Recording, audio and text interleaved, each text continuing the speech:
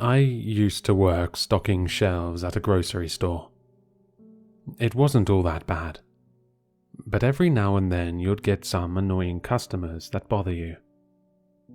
I like helping people, but it sucks when someone does something like insisting you totally actually have something in stock when you don't, or when someone yells at you because someone else dropped something. Stuff like that. But the strangest customer I've had to deal with made me quit my job. Made me a little afraid to be around people at all. It was a day like any other, I guess. There was nothing that suggested it was going to be any different from any other mildly monotonous shift. I was in the latter half of my shift, the point where it's not quite time to go home yet, around when I usually start to zone out. I was in the far corner that is usually always pretty quiet, stocking one of the ends of the aisles with the soup that was on special. Behind me was a little area, kind of separated from the main area, general merchandise. That's where we kept all the random crap, like kitchen stuff, pool toys, and the holiday stuff. This clean-shaven guy with a brown buzz cut walked up to me and asked, "Where's the ketchup, buddy?" He was pretty tall, probably close to 7 feet. The guy had a really square jaw. He looked a little rough, but friendly at the same time. Just your average dude. He kind of struck me as a father. Just something about him. I don't know. His blue eyes had this look to them like he could have cracked into a joke at a moment's notice. Probably a pretty crude one. My first impression of this guy is important, considering what happened afterwards. I had to shake myself awake a little as I answered him. "In aisle 15. He winked and gave me a thumbs up. "Thanks, buddy. You're a lifesaver." I smiled and went back to stocking the shelf, and saw him wander off into aisle 15 in the corner of my eye. A few minutes later, after I finished putting the first box on the shelf and went to take the next one off my cart, I saw the same guy was standing close by, looking down at me with this weird expression on his face. Embarrassment, I guessed. Then he smiled again. "Where's the ketchup, buddy?" I blinked. He shifted around a bit. Did he forget the aisle? Could he not find it? Or maybe we were just out of ketchup, though I doubted it. Whatever. It was no big deal, obviously. He must have been thinking about something else and forgot. Nothing to be embarrassed about. I pointed the aisle out to him that time. "Aisle 15. He winked again and gave me another thumbs up. "Thanks, buddy. You're a real lifesaver." And he went to wander down the aisle. I laughed. He stopped and turned back to me just as he was about to turn the corner, and gave me this mildly perturbed look. I closed my mouth and then he went down the aisle, kind of stomping off. I didn't mean to be rude by laughing, and I thought he was having a laugh about it too. A minute later, I saw him going to the checkout with a girl. His wife, I assumed. In another 5 minutes or so, I had finished stocking that shelf end, so I started to bring the cart out back and load up to restock the sparkling water. When I got to the other end of the aisle, the same guy was standing there looking the other way. He seemed totally lost. He turned his head around and caught me in the corner of his eye, recollection flashing in them. He wasn't holding anything and didn't have a cart. "Didn't find the ketchup?" I asked him politely. He smiles, nods. Where's the ketchup, buddy? I can't help blurting out a little laugh, scratching my head. I wondered if he was fucking with me. Or maybe he was high. He had sounded exactly the same as the other times he'd asked it, almost like he was playing a recording instead of speaking. I decided to show him directly where the ketchup was. Are we out? I asked. The guy's smile quivered a little. Maybe he really couldn't find it. Here, I'll show you where it is. I started walking down the aisle and, sure enough, I could see the ketchup from where I was. The guy blinked and watched me, but he didn't move. This way. I motioned down the aisle. His eyes widened a little, like I was speaking in a foreign language or something. Then, after hesitating, he stumbled after me. His demeanor had suddenly seemed so different from his confident appearance. He came after me shyly, like a lost kid, while I stood in front of the ketchup. The shelf was pretty much full, and if I'm being honest, there's no way someone could have overlooked it, unless they were blind or under the influence. I stood by it, and he kept walking until he stopped with a jolt, right up next to me, like he didn't understand why I had stopped. He eyed me expectantly, until he opened his mouth to say something. Then his lower lip trembled and shut his mouth again. Right here, sir.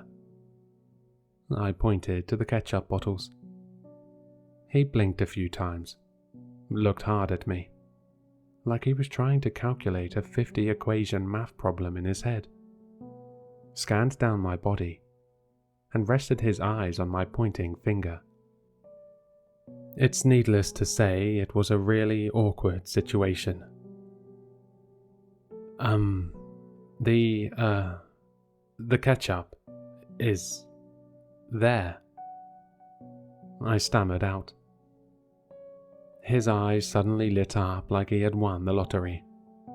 His dilated pupils in his brown eyes shrunk. Then he smiled and nodded vigorously. Thanks, buddy.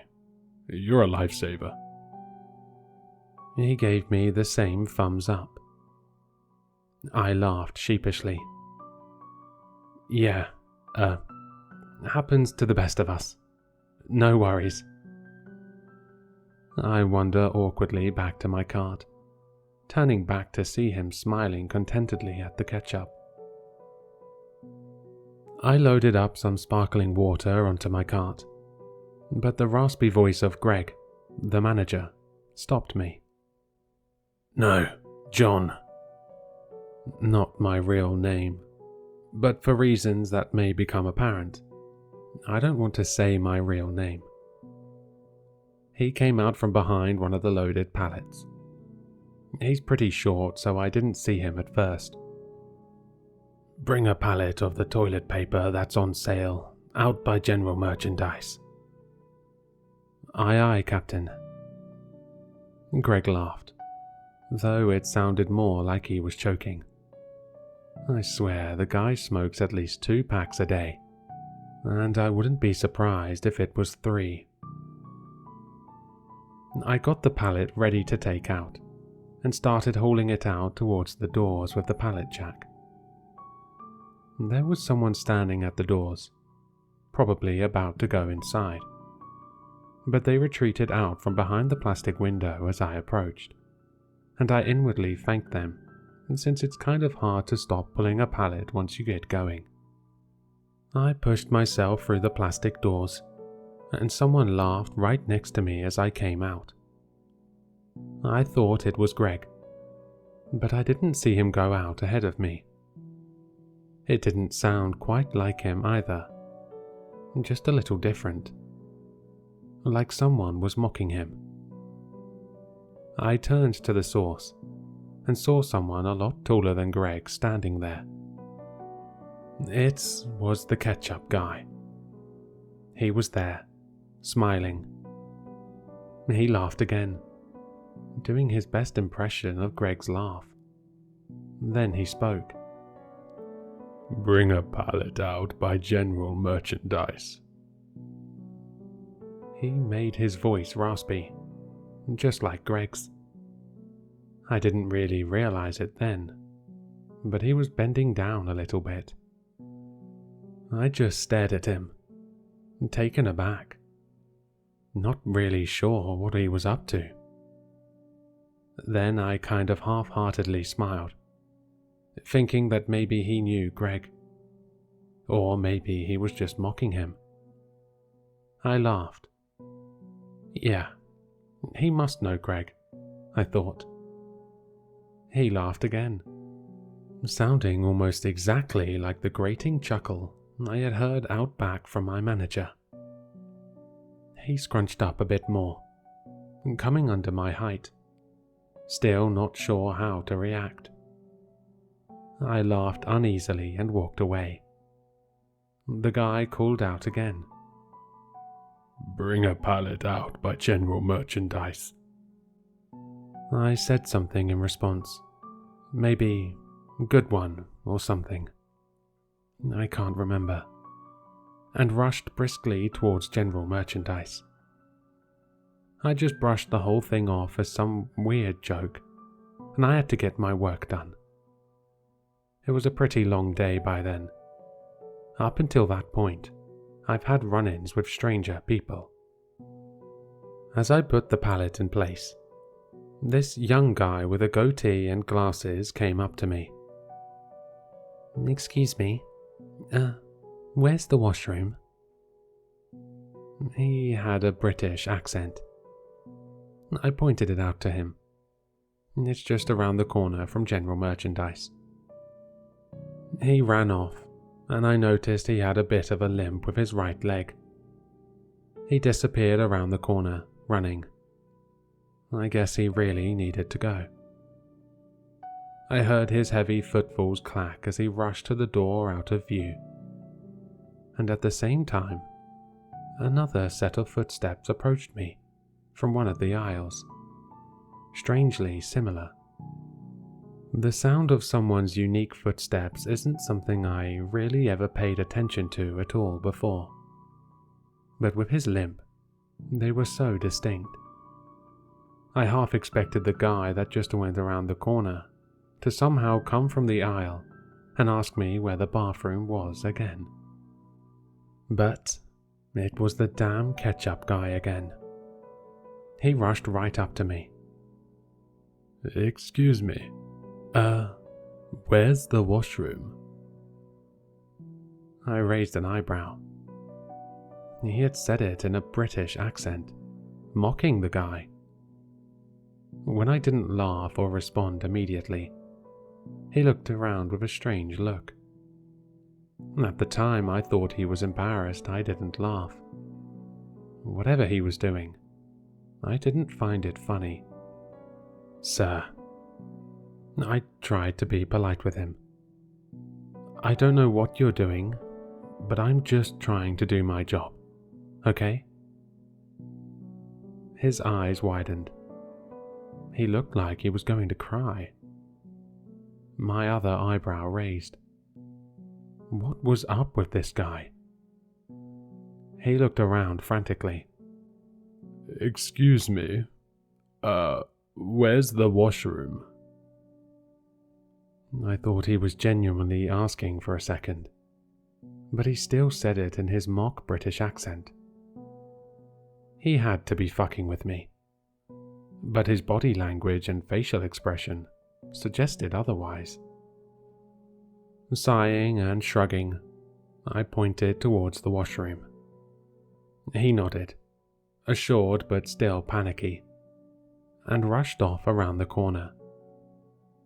He ran with the same limp the British guy had. Before he rounded the corner, he turned back at me for just an instant. I couldn't read his expression, Shrugging to myself and shaking my head, I took the pallet jack out from under the pallet, when I heard a shout come from around the corner. "Good day, young man." An old lady greeted me as she passed by. I nodded to her, still looking in the direction of the corner. "Would you know where I can find the butter?" She asked me. I turned away from the corner and cleared my throat. Just down in aisle 17, right there." "Oh, and one more thing." She nodded and continued, while I glanced back towards the corner, a shiver running down my spine. 2 eyes peered at me from around the corner. My own eyes widened, but the 2 that looked back at me seemed to be filled with even more terror than mine. Someone was watching me from around the corner, and as the old lady spoke, his mouth moved. He was mouthing the things she was saying. "The cake mix. Do you know where it is?" "Aisle 12, I muttered. That wasn't where it was, but my mind was elsewhere. It was gripped by the twisted and gnarled hand of the uncanny. My stare remained locked with the panicked shifting eyes of the man that watched us in terror as he whispered the same response as the old lady. "Thank you so much." The old lady wandered off, and immediately after, the ketchup man rushed from around the corner, his neck bent down in a hunch just like the old lady, sweating profusely. I already knew what was coming, but it still didn't make it any less completely fucking bizarre. "Good day, young man." He cooed in the old lady's voice. My eyes twitched. It was an imitation, like a parrot repeating human speech, but it was pretty damn close to the old lady's voice. That grip on my brain tightened, squeezed. It had to be a prank, but there's no way that it was. Someone pulling a prank wouldn't look like that, wouldn't be shivering. He seemed just as shocked as me. He was on the verge of tears. Genuine, pure stark anxiety was displayed clearly on his face. I didn't know what to feel. An emotion I still don't understand racked my body. I shuddered, and the man trembled. His neck twitched, like the nerves inside of them were readjusting. Or maybe it was his vocal cords. And then, "Would you know where I can find the butter?" he asked in the old lady's voice. It wasn't like before. It didn't sound like a bad impression anymore, or like an impression at all. It was the old lady's voice. My jaw hung loose, and he seemed composed for half a second before he trembled again and bit his lip. I couldn't tell which of us was more horrified. It didn't make any sense. My mind tried to process why he could be doing what he was doing. When I didn't respond, he stuttered, stammered out some gibberish with the same intonations of the old lady. And then an announcement came over the speakers. A female voice. "Porter to aisle 8 for a wet cleanup." The guy looked straight up, opened his mouth, let it hang, gurgled, and then he repeated the announcement. But he didn't just say it. He repeated it exactly as it had been played by the speakers. His voice had the slight mechanical tint to it that a voice coming out of a speaker did. He said it in the woman's voice. He looked down at me, smiled with wide eyes. I shouted out something at him. It was a purely visceral reaction. There wasn't any sense to it. My mind overwhelmed and recoiling from something I couldn't process. I don't know what the hell you're doing, but please, leave me alone. He jumped back when I shouted, brought his hands up like I was going to hit him. Tears pattered against the floor. The guy started crying. He started sobbing. His whole body was shaking like he was having a seizure. And he muttered, "Excuse me, where's the washroom?" in the British accent of the guy that had originally asked me the question. I looked around. Nobody else was nearby. I didn't know what to do. Who the hell in my situation would know how to respond to something like that? It was so far removed from human behavior. I could only stare. Beneath my stare, he sobbed something out. "Hey, buddy," and cut himself off, his voice trailing into Greg's rough laugh, and he ran away, his back hunched over, his right leg limping. He rushed into the general merchandise area, going behind one of the shelves. I don't know what I would have done if I was still alone then, but someone spoke next to me, a raspy voice. "What's going on here?" It was Greg. It was actually him, and not just the guy mimicking his voice. I don't know what I told Greg. I spotted out a fractured 10-second version of what had happened, still overcome with confusion and horror, and I don't know what else. I pointed to the shelf the guy had run behind, and there were his two brown eyes, watching us. I had fucking goosebumps over my whole body, felt an indescribable feeling in my gut. Everything about it was wrong. Greg started and muttered, "What the hell?" The thing whispered it back. Greg went into general merchandise, approaching the guy. The guy looked like he wanted to run and hide, but as Greg asked him what he was doing, and he mouthed it back, the guy came out from around the corner, squatting to Greg's level. "What are you doing?" The guy tilted his head at Greg as he repeated him, backing up, retreating like a cornered rabbit. Greg's eyes narrowed. I followed after him. I don't know why. I felt like something awful was going to happen. And I was right. I really wish I hadn't. In the general merchandise area, there's this really loud air conditioner in the corner. Greg had the guy backed right up to it. Greg's a pretty no bullshit kind of guy, so when the thing started repeating him, he wasn't having it. "Listen, buddy, I don't know what you're doing, but I'm afraid I'm gonna have to ask you to leave." The guy was crying again. He laughed in Greg's laugh. What the f... And then, as he brushed against the air conditioner, the guy's eyes widened so much, I thought they would pop out of his skull. He straightened like he had been suddenly electrocuted, and he screamed.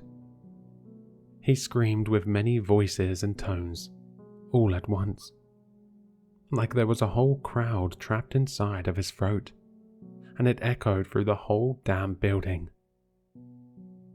Greg backed up. I stood stock still.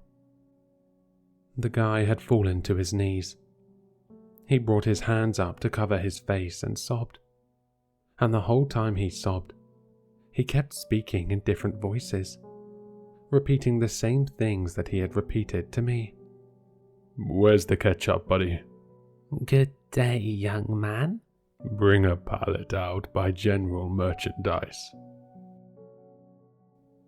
Greg's laughter mixed with his own sobbing. Thanks, buddy. You're a lifesaver. He brought one of his hands away from his face. It trembled in front of him, and he slowly formed it into a thumbs up. Then he laughed in Greg's laugh again, and started scratching at his throat with his other hand, still keeping the thumbs up. He fell face first on the floor, and curled up into the fetal position. By then, a few people had come over to see what was going on. I heard shocked gasps around me, but I didn't avert my eyes. He kept repeating the same sentences, again and again and again, sometimes mixing up the voices. The whole time he was crying. Greg uttered to me that he was going to get security. I said something incomprehensible and kept watching. I remember having a strange thought then. Scrunched up there, he looked just like a fetus, torn out of the womb too early. Then the guy went stiff as a board, looked straight up at the ceiling with a deadpan expression, and he started humming. He was making the same sound as the loud air conditioner. It didn't sound like a person trying to make a mechanical sound. It sounded identical, like an echo.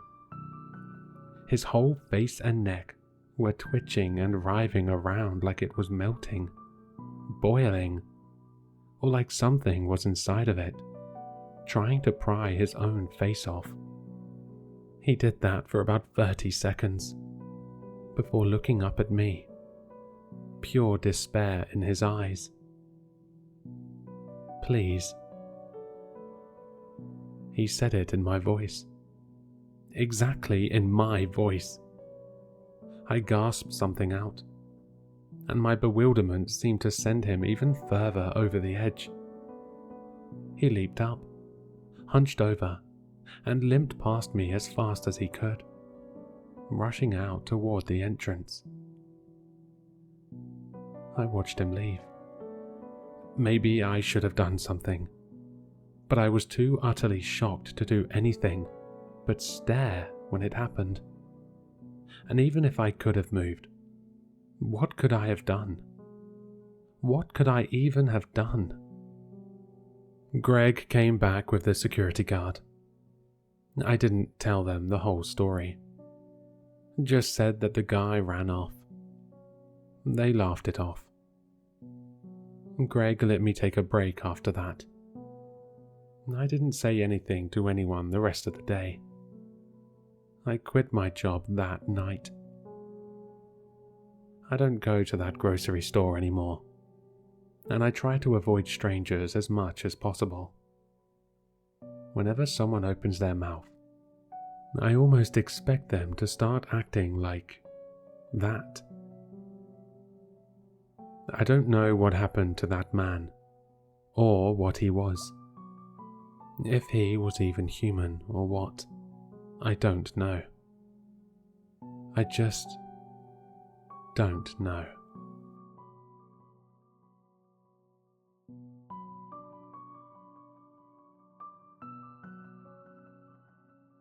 Hello, Sinister listeners. If you've enjoyed this story, then you'll find all the author's information in the description below. For more content, be sure to like, comment, and subscribe to succumb to the sinister.